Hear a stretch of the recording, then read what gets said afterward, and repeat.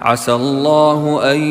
يجعل بينكم وبين الذين عاديتم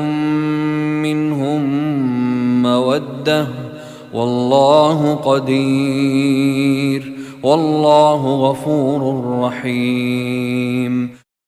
امید ہے کہ اللہ تمہارے اور ان کے درمیان دوستی پیدا کر دے جن سے تمہاری دشمنی رہی ہے، اور اللہ بڑی قدرت والا ہے، اور اللہ بڑی مغفرت کرنے والا، بے حد رحم کرنے والا ہے۔ اس آیت کریمہ میں مومنوں کو خوشخبری دی گئی ہے کہ آج تم اپنے جن کافر رشتہ داروں سے محض اللہ کی خاطر اظہار بیگانگی کر رہے ہو، ان میں بہت سے لوگ مستقبل قریب میں ایمان لے آئیں گے، اور پھر تمہاری عداوت دوستی اور محبت میں بدل جائے گی۔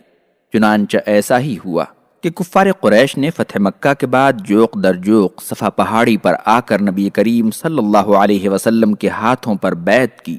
اور مومنوں کی جماعت میں شامل ہو گئے۔ لا ينهاكم الله عن الذين لم يقاتلوكم في الدين ولم يخرجوكم من دياركم أن تبروهم وتقسطوا إليهم إن الله يحب المقسطين۔ اللہ تمہیں ان لوگوں کے ساتھ حسن سلوک اور انصاف کرنے سے نہیں روکتا جن لوگوں نے دین کے بارے میں تم سے جنگ نہیں کی اور تمہیں تمہارے گھروں سے نہیں نکالا، بے شک اللہ انصاف کرنے والوں کو پسند کرتا ہے۔ اس آیت کریمہ میں اللہ تعالیٰ کی طرف سے مومنوں کو اپنے ان رشتہ داروں اور اہل تعلق کے ساتھ دوستی اور صلہ رحمی کی اجازت دی گئی ہے جنہوں نے مسلمانوں کے خلاف جنگ نہیں کی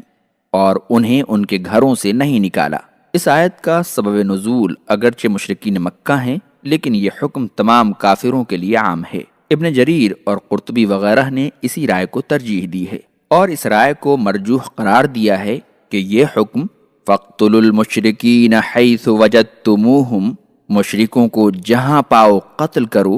کے ذریعے منسوخ ہو گیا ہے، اس لیے کہ امام احمد اور بخاری و مسلم نے اسما بنت ابی بکر رضی اللہ عنہما سے روایت کی ہے کہ ان کی ماں قتیلہ صلح حدیبیہ کے بعد تحفے اور ہدیہ لے کر ان سے ملنے کے لیے آئی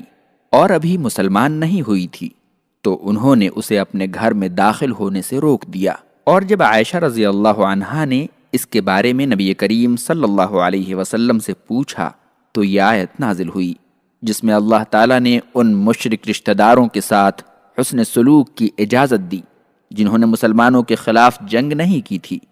اور انہیں ان کے گھروں سے نہیں نکالا تھا، اور ان صنادید قریش مشرکوں سے قطع تعلق کا حکم دیا جنہوں نے مسلمانوں کے خلاف جنگ میں حصہ لیا تھا